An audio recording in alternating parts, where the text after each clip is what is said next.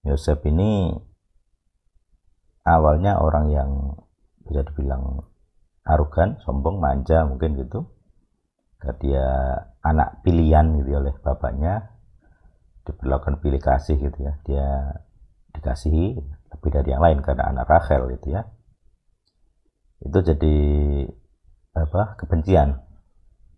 Akhirnya dia dibuang dengan sengaja. Awalnya mau dibunuh tapi nggak jadi ya, Tuhan melindungi, itu dibuang. Nah dibuang pun dia disertai gitu. Ini tema dari pasal 39 adalah Yosef, orang terbuang yang disertai Tuhan. Luar biasa. Betapa indahnya orang terbuang yang diberkati. Sebenarnya sama ketika Israel dibuang ke Babel, ya dia diberkati. Terlindung lah, ada suatu perlindungan khusus, fisik maupun spiritual. Jadi kalau Anda orang terbuang, gagal gitu ya, terbuang, gagal, susah. Nah, pertanyaannya adalah apakah Anda orang yang tetap diberkati di dalam masa-masa pembuangan, masa-masa gagal? Coba hitung berkat Anda.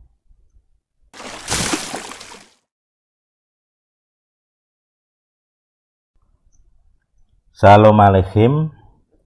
Kita berjumpa kembali dalam Translation Diary.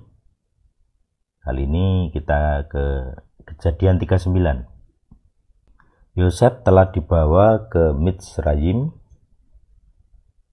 dan Potifar, seorang Misraim, pegawai Paroh, pemimpin para algojo, telah membelinya dari tangan orang-orang Ismail yang telah membawanya ke sana. Adonai menyertai Yosef dan dia menjadi seorang yang berhasil dan dia berada di rumah tuannya, orang Misraim itu. Tuannya melihat bahwa Adonai ada bersamanya dan segala yang ia kerjakan, Adonai yang membuatnya berhasil di tangannya.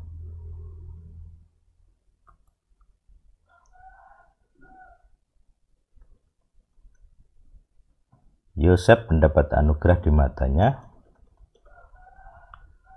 dan dia melayani kepadanya. Dianya Yosef ya, jadi kalimatnya agak sulit dipahami. Nanti kita cek.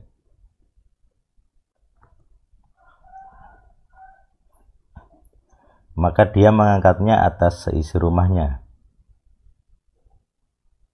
Wah, ini lebih baik bahkan di sini ya. Bahkan dia mempercayakan seluruh harta benda miliknya ke dalam tangannya. Lalu terjadilah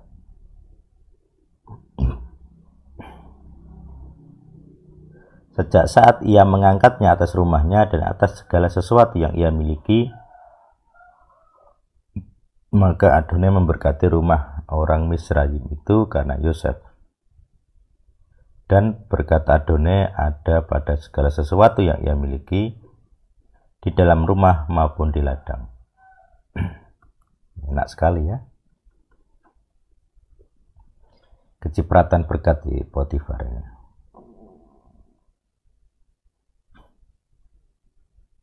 Dia menyerahkan seluruh miliknya ke dalam tangan Yosef dan dia tidak lagi mengatur apapun bagi dirinya sendiri kecuali makanan yang ia sendiri makan. Yosef itu baik sikapnya dan elok parasnya, cakep gitu ya.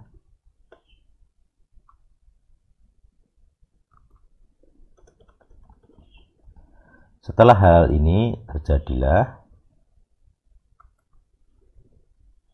bahwa istri tuannya memandang kepada Yosef dan berkata, "Berbaringlah denganku." Namun dia menolak dan berkata kepada istri tuannya itu, "Lihatlah, tuanku tidak lagi mengatur apa-apa bersamaku di rumah ini. Dan segala yang menjadi miliknya telah diserahkan ke dalam tanganku.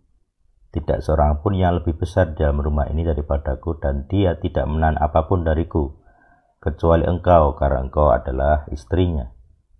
Jadi bagaimana mungkin aku akan melakukan kejahatan yang besar ini dan berbuat dosa terhadap Tuhan. Jadi orang beriman ya, dia mengingat Tuhan.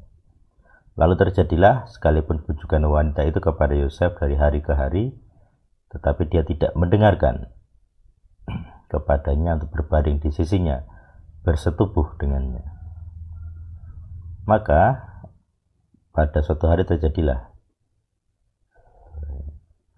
makanya ndak usah, kecuali nanti kita cek di Ibrani.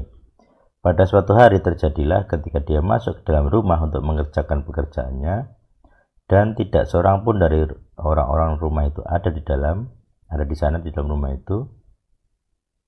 Ini kalimatnya panjangnya minta ampun ya. Jadi kasih berani.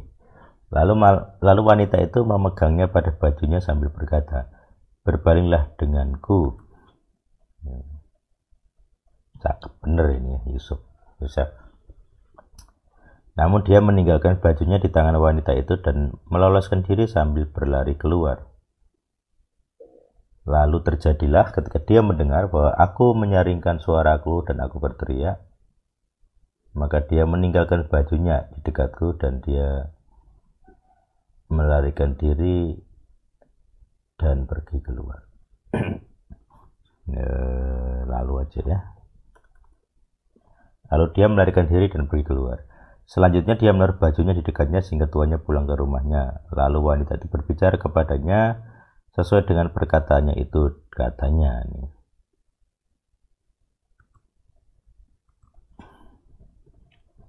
Budak Ibrani yang telah kau bawa kepada kita, dia telah masuk mendekatiku untuk mempermainkan aku. Namun terjadilah ketika aku menyaringkan suaraku dan berteriak, maka dia meninggalkan bajunya di dekatku. Lalu ia melarikan diri keluar. Jadi ini bersaksi dusta ya. Lalu terjadilah pada saat tuannya mendengar kata-kata istrinya yang telah ia tuturkan kepadanya dengan mengatakan, hal-hal seperti inilah yang telah budakmu lakukan padaku, maka terbakarlah amarahnya. Kemudian majikan Yosef menangkapnya dan menyerahkannya ke rumah bundar, tempat para tahanan raja dikurung. Ini penjara ya, rumah bundar. Dan dia berada di sana di dalam rumah bundar itu. Namun Adonai menyertai Yosef dan dia melimpahkan kasih setia kepadanya serta terlalu banyak serta mengaruniakan kemurahannya di mata pemimpin rumah bundar itu. Di mana-mana dia disukai ya. Pemimpin rumah bundar itu menyerahkan semua tahanan yang ada di dalam rumah bundar itu ke tangan Yosef, dan semua yang mereka lakukan di sana dia mengerjakannya. Pemimpin rumah bundar itu tidaklah mencampuri segala sesuatu yang berada di tangannya, karena Adonai ada bersamanya, dan apa yang ia lakukan, Adonai membuatnya berhasil. Enak sekali ya seperti ini. Baik, itu pasal 39.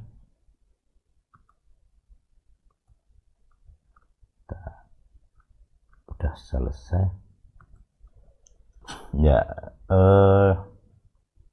dari pasal 39 kita bisa belajar banyak juga ya. Jadi Yosef ini awalnya orang yang bisa dibilang arogan, sombong, manja mungkin gitu. Dia anak pilihan gitu oleh bapaknya, diperlakukan pilih kasih gitu ya. Dia dikasihi lebih dari yang lain karena anak Rachel gitu ya.